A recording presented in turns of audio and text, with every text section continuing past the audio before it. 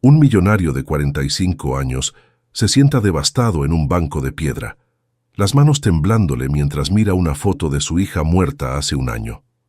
Carlos Mendoza, magnate de la industria farmacéutica, acaba de perderlo todo. La empresa está en bancarrota tras un medicamento defectuoso que mató a decenas de niños. Su esposa lo abandonó culpándolo de la muerte de su hija, y ahora vive solo en un mundo que lo odia.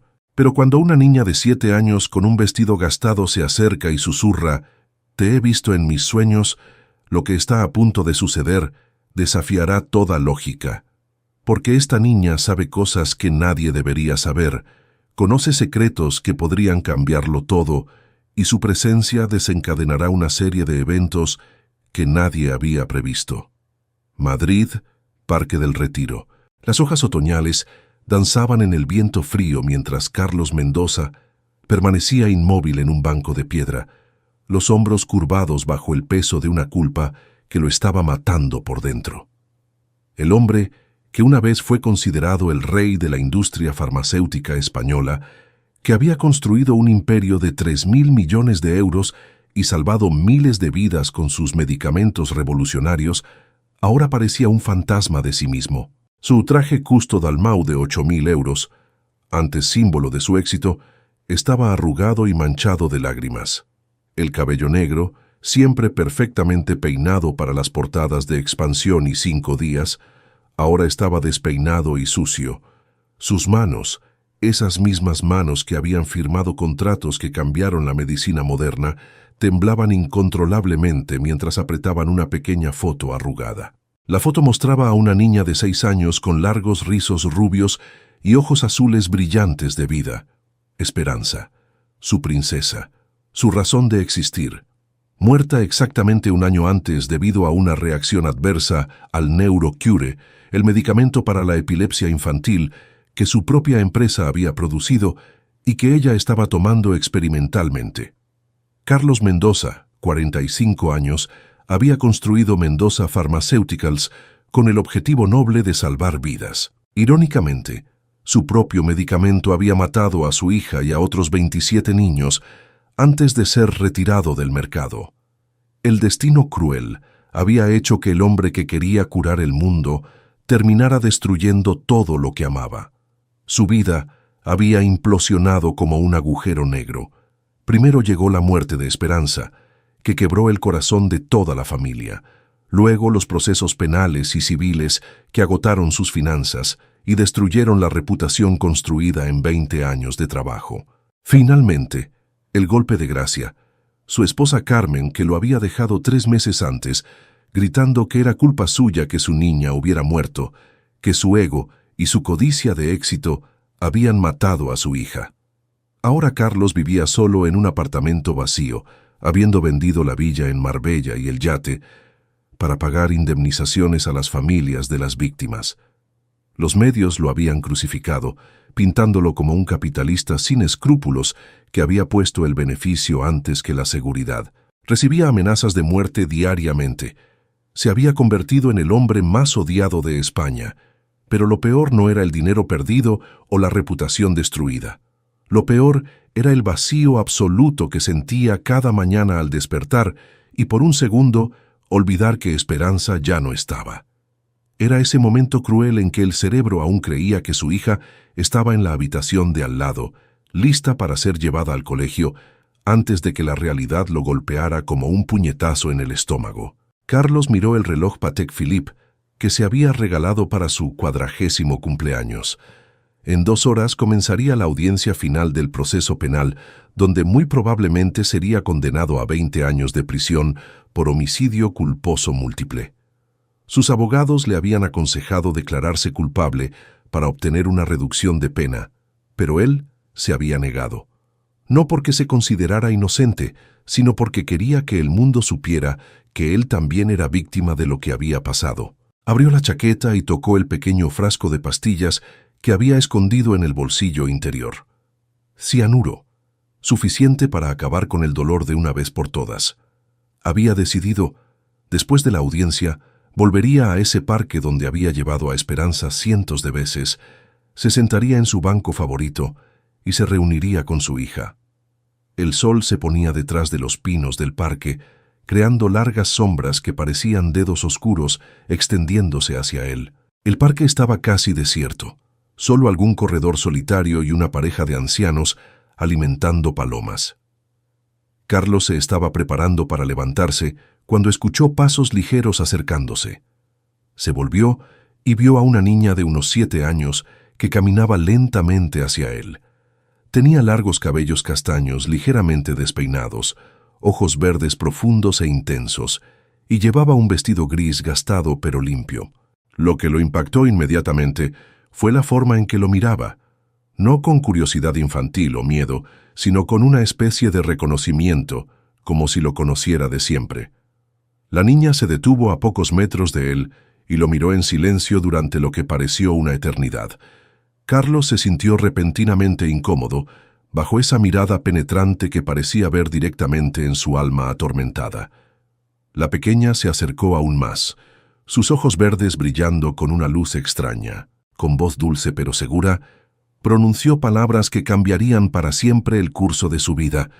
Había visto a Carlos en sus sueños. Era el hombre triste que lloraba por su niña de cabellos dorados. La sangre de Carlos se heló en las venas. Nadie sabía de Esperanza en ese parque. Nadie sabía que él venía allí a llorar por su hija. ¿Cómo podía esta niña desconocida saber de Esperanza? La niña se presentó como Luna y se sentó junto a él en el banco con naturalidad desarmante. Con la simplicidad brutal de la inocencia infantil, explicó que la niña de Carlos, Esperanza, venía a visitarla en sueños y le había hablado de él, diciéndole que su papá necesitaba ayuda. Carlos miró a esta niña misteriosa que conocía el nombre de su hija, sintiendo como si la realidad se deslizara bajo sus pies. Luna, con sabiduría que no debería pertenecer a una niña de 7 años, explicó que en los sueños todo era posible y que Esperanza seguía hablando con quienes amaba incluso desde el cielo. Las revelaciones de Luna se volvieron cada vez más específicas e imposibles de explicar racionalmente. Describió con precisión recuerdos privados de Carlos y Esperanza. Cuando de niño construía casas perfectas con Lego, cuando abrió su primera empresa en un garaje, el momento del nacimiento de Esperanza, cuando lloró de alegría. Pero sobre todo, describió con dolorosa precisión el día de la muerte, cuando Carlos gritó tan fuerte en el hospital que todo el personal lo escuchó. Luna continuó revelando que Esperanza quería que su padre supiera algo crucial. No era culpa suya. El medicamento debía ayudarla, y él no podía saber que le haría daño. Esperanza no lo culpaba. Al contrario, estaba enojada porque él se estaba lastimando en lugar de ayudar a otros niños como quería hacer. La niña demostró saber también del plan suicida de Carlos, revelando que Esperanza le había dicho que esa noche debía impedirle hacer algo malo que la entristecería mucho. Explicó tener 7 años, pero un alma vieja, y que siempre soñaba cosas que luego sucedían de verdad. Su madre decía que era un don, aunque a veces la asustaba. Señalando hacia una mujer que leía en otro banco, Luna explicó que le había dicho a su madre que debía hablar con el hombre triste. Su madre no entendía sus sueños, pero la dejaba hacer porque sabía que nunca mentía. Por primera vez en un año, Carlos sintió algo diferente al dolor puro llenar el vacío en su pecho. No era felicidad, esa estaba demasiado lejos, pero tampoco era desesperación. Era algo que parecía esperanza. Cuando preguntó qué debía hacer, Luna sonrió con la misma dulzura que Carlos recordaba en los ojos de Esperanza. Explicó que Esperanza había dicho que debía dejar de pensar solo en el dolor y empezar a pensar en cómo ayudar, que había otros niños que necesitaban al papá más bueno del mundo haciendo medicinas. Carlos objetó que había matado a su hija, pero Luna replicó con sabiduría profunda que era precisamente por eso que podía ayudar a otros niños, porque ahora sabía lo que significaba perder a alguien que amas, y haría todo lo posible para asegurarse de que nunca volviera a pasar. Con absoluta convicción, Luna confirmó que Esperanza le hablaba cada noche en sueños, y que esa noche le había dicho que le dijera que aún lo amaba, que estaba orgullosa de ser su hija, y que quería que viviera para hacer el bien. no por ella, sino por todos los niños que aún podía salvar. Por primera vez en un año, Carlos Mendoza lloró no de desesperación, sino de algo que se parecía a la paz. Los días siguientes al encuentro con Luna fueron los más extraños de la vida de Carlos. La niña misteriosa había dejado una huella indeleble en su alma atormentada, y por primera vez en un año había renunciado a la idea del suicidio. Las pastillas de cianuro aún estaban en su bolsillo, pero ahora parecían pesar como plomo.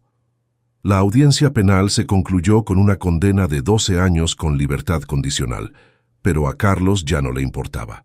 Lo único en lo que podía pensar eran las palabras de Luna y la sensación imposible de que Esperanza realmente estaba tratando de comunicarse con él. 3 días después, Carlos se encontró de nuevo en el retiro, sentado en el mismo banco. Luna apareció como evocada por sus pensamientos, explicando que sabía que estaría allí porque Esperanza se lo había dicho. La niña sacó un cuaderno lleno de dibujos que dejaron a Carlos sin aliento. Eran momentos perfectos de su vida, con Esperanza retratados con precisión imposible. Cuando preguntó cómo había hecho esos dibujos, Luna explicó que los veía en sueños. Esperanza le mostraba los momentos más hermosos, queriendo que los recordara en lugar del día malo. Luna reveló que nunca había oído hablar de Carlos antes del encuentro. Explicó que su abuela decía que algunas personas nacen con un pie en este mundo y otro en el otro. También la abuela, muerta cuando Luna tenía 5 años, venía a visitarla en sueños y le había dicho que su trabajo era ayudar a las personas tristes a encontrar la paz. ¿Te está gustando esta historia? Deja un like y suscríbete al canal. Ahora, continuamos con el vídeo. Luego Luna sacó del bolsillo una hoja doblada. Esperanza le había hecho escribir un mensaje con caligrafía infantil, pero conteniendo palabras que solo una hija podía decir al padre. Explicaba que estaba bien en el cielo, que no era culpa suya, que el medicamento debía ayudarla, pero su cuerpo era diferente. Lo exhortaba a dejar de sentirse culpable y volver a salvar niños. Carlos se derrumbó emocionalmente. Todas las lágrimas contenidas durante un año explotaron en un llanto liberador. Luna le tomó la mano ofreciendo la presencia que necesitaba. A través de las lágrimas, Carlos susurró que era realmente ella, era realmente su esperanza. Luna confirmó con simplicidad, agregando que Esperanza le había dicho que en 3 días sucedería algo importante que cambiaría todo. 3 días después, Carlos se despertó con una sensación extraña en el pecho, como si algo importante estuviera por suceder. Estaba preparando café cuando sonó el teléfono. Una mujer desesperada llamada Isabel García explicó que su hijo de 7 años, Diego, se estaba muriendo por una forma rara de epilepsia. Los médicos le daban 1 mes de vida. Había leído los estudios de Carlos sobre el neurocure y sabía que podía ser la única esperanza. Carlos se tensó. El medicamento era peligroso. Había matado a su hija. Pero Isabel insistió que también había salvado a 17 niños con perfiles genéticos específicos, y Diego tenía exactamente el mismo perfil. La revelación impactante llegó cuando Isabel reveló cómo había obtenido su número. Una niña con ojos verdes se le había acercado fuera del hospital 3 días antes, dándole un papel con el número de Carlos. La niña se llamaba Luna. 2 horas después, Carlos estaba en el Hospital Niño Jesús, sentado junto a la cama de Diego.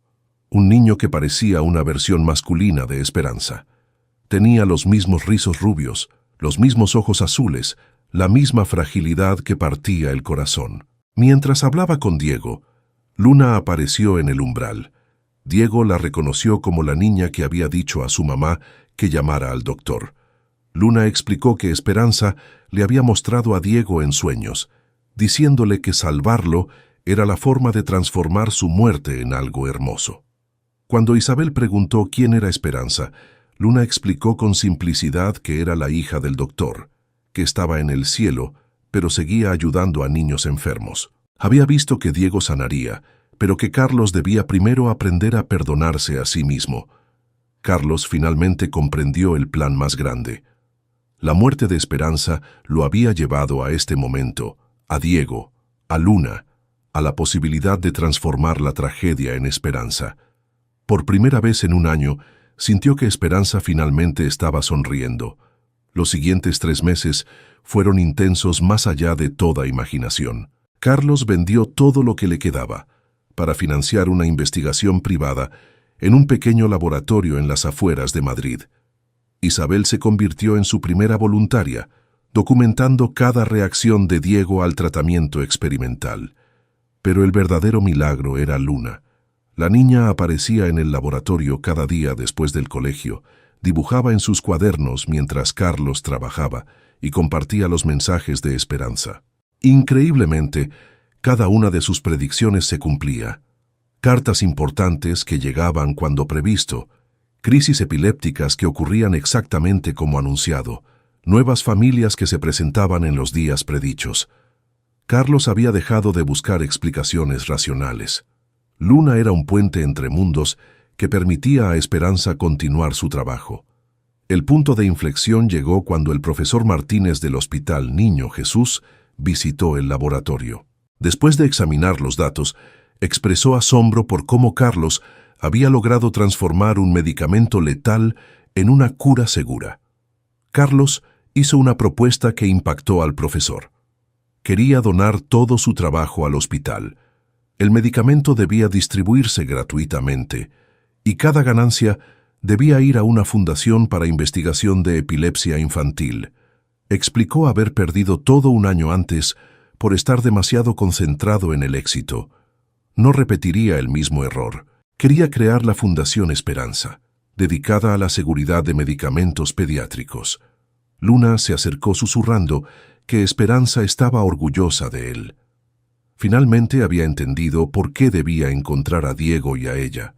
Esperanza no podía hablarle directamente debido al dolor demasiado fuerte. Necesitaba a alguien que pudiera transformar la muerte en vida. Carlos abrazó a Luna, sintiendo por primera vez que todo tenía sentido. El dolor se había transformado en determinación de hacer el bien. 2 años después, Carlos se encontraba en el Congreso Internacional de Neurología Pediátrica en París, presentando resultados que revolucionarían el tratamiento de la epilepsia infantil. El Neurocure modificado había salvado a más de 300 niños sin efectos secundarios graves. La Fundación Esperanza se había convertido en el centro de investigación más avanzado de Europa para seguridad farmacológica pediátrica. Pero el verdadero milagro era la familia que se había formado alrededor del dolor compartido. Diego, ahora de 9 años, estaba completamente curado y había desarrollado una pasión por la ciencia. Se había convertido en el pequeño embajador de la organización, contando su historia con elocuencia que asombraba a todos. Isabel había dejado su trabajo para convertirse en coordinadora de familias en la fundación, dedicando su vida a ayudar a otros padres. Y Luna se había convertido oficialmente en la hija que Carlos no sabía que siempre había deseado. Sus padres habían entendido gradualmente que representaba para Luna lo que ella representaba para él, una familia elegida por el corazón. Cada noche, Luna preguntaba si Esperanza estaba contenta. Carlos respondía preguntando qué le decía en sueños, y Luna respondía que Esperanza era feliz porque finalmente él había aprendido que el amor nunca muere, solo se transforma en algo nuevo. Sus días habían encontrado un ritmo perfecto. Carlos salvaba niños, Diego crecía fuerte inspirando a otros, Isabel ayudaba a otras familias, y Luna seguía siendo el puente mágico que permitía a todos sentir que Esperanza aún estaba presente en sus vidas.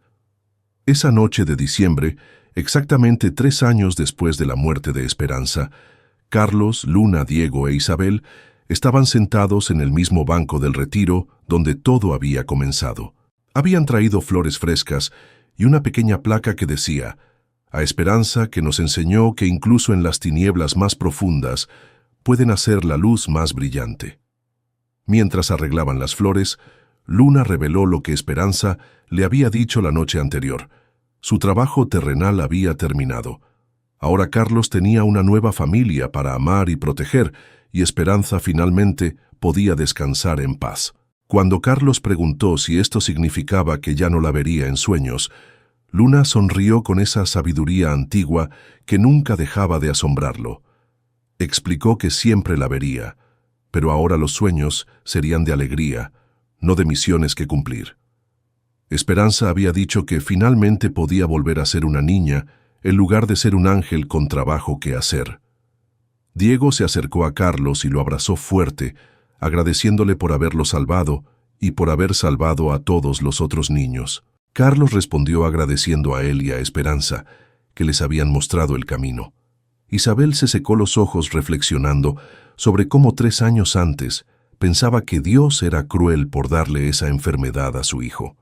Ahora entendía que tal vez tenía que suceder así, para que Carlos pudiera transformar su dolor en esperanza para todos ellos. Carlos miró a las 3 personas que se habían convertido en su nueva familia. Luego alzó los ojos al cielo estrellado, donde sabía que Esperanza los estaba mirando. Susurró un agradecimiento a su hija por haberle enseñado que el amor es más fuerte que la muerte, que el perdón es más poderoso que la culpa, y que a veces hay que perderlo todo para encontrar lo que realmente importa. Una brisa dulce acarició su rostro, y por un momento, Carlos habría jurado escuchar la risa cristalina de su hija mezclándose con el viento. Luna tomó su mano anunciando que Esperanza decía que lo amaba y que era hora de ir a casa. Cuando Carlos preguntó dónde estaba el hogar, Luna sonrió señalando a Diego, Isabel y luego a sí misma. El hogar estaba donde hubiera personas que amas y que te aman. Esperanza había dicho que ahora Carlos tenía un hogar tan grande como su corazón. Mientras se alejaban del banco esa noche, Carlos sabía que Esperanza tenía razón. Había perdido una hija, pero había ganado una familia. Había perdido una empresa, pero había encontrado una misión. Había perdido su vida anterior, pero había descubierto que a veces las segundas oportunidades llegan vestidas de ángeles con ojos verdes y sueños imposibles. Y en algún lugar entre las estrellas, una niña con rizos dorados sonreía, sabiendo que su papá finalmente había aprendido que el amor nunca termina, solo se transforma en algo aún más hermoso. Esta historia te hizo creer que incluso de las tragedias más profundas pueden hacer algo maravilloso. Te mostró que el amor es realmente más fuerte que la muerte. Si tú también crees que cada pérdida puede transformarse en una oportunidad para ayudar a otros, que los niños pueden ser ángeles en nuestra vida y que el perdón es la clave para transformar el dolor en esperanza. Dale like y comparte este video. Cuéntanos en los comentarios, ¿has vivido alguna experiencia que parecía sobrenatural? ¿Crees que nuestros seres queridos que ya no están pueden seguir guiándonos? ¿Qué pérdida en tu vida se transformó en una fuerza para ayudar a otros? Suscríbete para más historias que celebran el poder del amor, el perdón y la esperanza que pueden hacer incluso en los momentos más oscuros. Like, comenta, comparte, porque cada historia de redención nos recuerda que nunca estamos solos y que el amor verdadero puede realizar milagros que desafían toda explicación racional.